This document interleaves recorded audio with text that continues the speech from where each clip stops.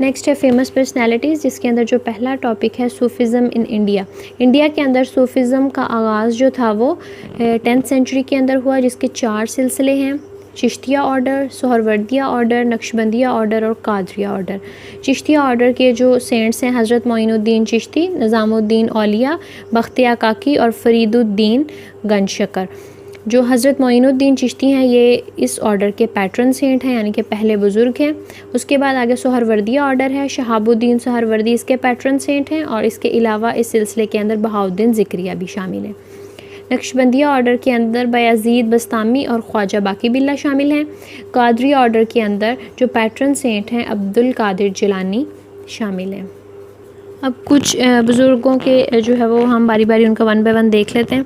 हज़रत सैयद अली बिन उस्मान हजवेर, ये जो है गज़नी के अंदर 1009 में पैदा हुए। इनको जो है वो नॉलेज, वर्चू और स्पिरिचुअलिटी का जो है वो मरकज़ माना जाता है। इन्होंने फेमस बुक्स लिखी कशिफ़ुल महजूब और कशिफ़ुल इसरार के नाम से, जो कि काफ़ी इंपॉर्टेंट है एग्ज़ाम के पॉइंट ऑफ व्यू से। अबुल फ़ज़ल मोहम्मद बिन हसन के हाथ पर इन्होंने बैयत की, और हज़रत ख्वाजा मोइनुद्दीन ने भी इनके दरबार पर चिल्ला काटा था। और इनकी डेथ जो है 1072 में हुई, और ये लाहौर के अंदर भाटी गेट के बाहर जो है वो दफन है। उसके बाद जो अगले सेंट हैं या अगले बुज़ुर्ग हैं हज़रत ख्वाजा मोइनुद्दीन चिश्ती। हज़रत ख्वाजा मोइनुद्दीन चिश्ती का जो टाइम पीरियड है वो 1142 टू 1236, और ये जो है वो सिस्तान इलाका जो था वहाँ का एक गांव था संजर, वहाँ पे ये पैदा हुए 1142 के अंदर। और इन्होंने जो है खुरासान से अपनी तालीम हासिल की, और इन्होंने कुरान की तालीम जो है वो समरकंद से हासिल की, जो कि सेंट्रल एशियन रीजन के अंदर आता है। फिर उसके बाद ये जो है वो लाहौर आ गए, और इन्होंने अली हजवेरी, हज़रत उस्मान अली हजवेरी के जो है वो मज़ार को विज़िट किया। वहाँ से ये मुल्तान चले गए, मुल्तान से फिर ये अजमेर मूव कर गए।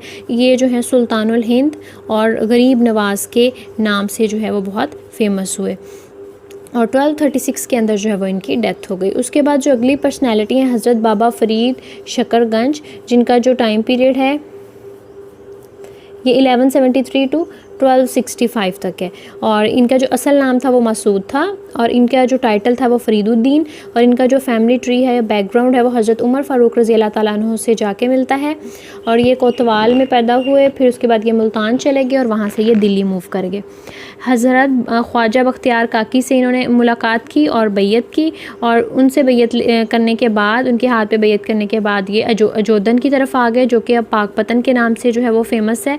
तो पाकपतन का जो पुराना नाम है वो अजोदन था। तो ये MCQ के हवाले से इंपॉर्टेंट क्वेश्चन है। फिर वहाँ पे इन्होंने जो है वो इस्लाम की तबलीग का आगाज़ किया पंजाब में, सिंध में और नॉर्थ और वेस्ट इंडिया के अंदर।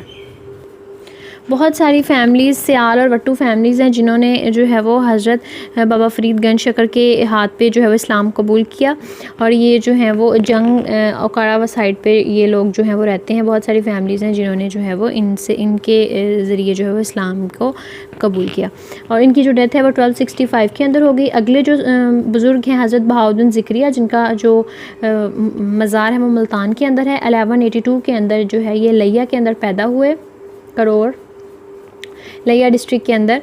और एजुकेशन इन्होंने खुरासान से जो है वो अपनी हासिल की। हज़रत शहाबुद्दीन सोहरवर्दी के हाथ पर इन्होंने बैयत की, और जो है वो इन्होंने मंगोल अटैक जो है वो से बचाया मुल्तान को 1257 के अंदर। और सुल्तान शमसुद्दीन अल-ततमिश, जो कि ख़ानदान गुलामा से जिनका ताल्लुक़ था, वहाँ के बादशाह थे, ये जो है वो इनके फॉलोअर थे। और 1264 के अंदर हज़रत बहाउद्दीन ज़िक्रिया की जो है वो डेथ हो गई।